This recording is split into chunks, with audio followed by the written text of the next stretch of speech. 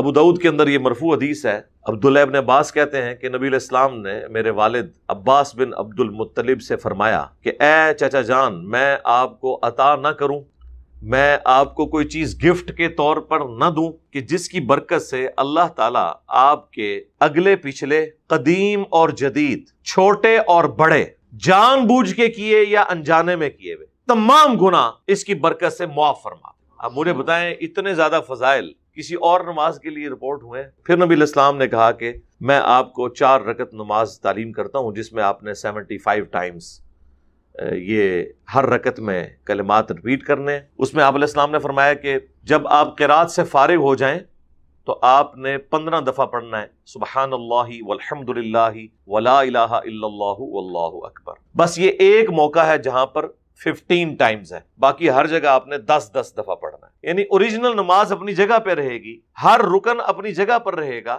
بس اس رکن میں جو ہم عام نماز میں پڑھتے ہیں نا، اس کو پڑھنے کے بعد آپ نے یہ کلمات ایڈ کر دینے۔ تو اب قیام میں ہم سورۃ الفاتحہ اور سورت کے بعد رکوع میں جانے لگتے ہیں نا، تو اس سے پہلے آپ نے یہ 15 دفعہ پڑھنا ہے۔ پھر سبحان ربی العظیم رکوع میں پڑھنے کے بعد 10 دفعہ، اب ہر جگہ 10 دفعہ ہے سوائے قیام کے۔ پھر ربنا لک الحمد کہنے کے بعد 10 دفعہ یعنی قومے میں۔ پھر پہلے سجدے میں سبحان ربی الاعلی کے بعد 10 دفعہ۔ پھر 2 سجدوں کے درمیان جب بیٹھیں گے تو رب اغفر لی پڑھنے کے بعد 10 دفعہ۔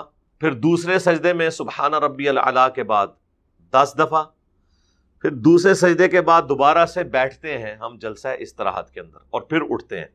تو یہ ایک واحد نماز ہے، اس میں جلسہ استراحت کے اندر بھی 10 دفعہ پڑھنا ہے آپ نے، تو یہ 75 ٹائمز پورا ہو جائے گا۔ تشہد میں جب بیٹھنا ہے تو تشہد میں بھی آپ نے، افضل تو یہ ہے کہ آپ پورا تشہد پڑھیں درود شریف سمیت، اس کے بعد آپ یہ 10 دفعہ تسبیحات کریں، اور آخری تشہد میں بھی 10 دفعہ تسبیحات تشہد کے بعد ہی کریں، کیونکہ اوریجنل نماز اپنی جگہ پر باقی رہے۔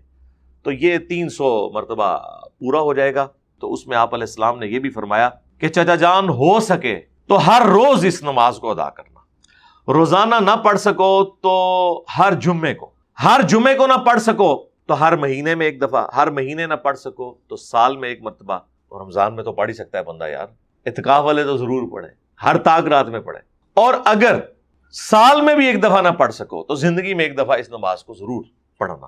یہ نبی علیہ السلام نے وصیت کی ہے۔ اب اس کے بعد بدبختی ہے کوئی اس نماز کو چھوڑ دیتا ہے اور وہ کبھی پڑھتا نہیں ہے اسے۔ رمضان میں تو ضرور پڑھیں، ایک فضیلت والی نماز ہے، اتنے زیادہ اس کے فضائل حاصل ہونے والے ہیں الحمدللہ۔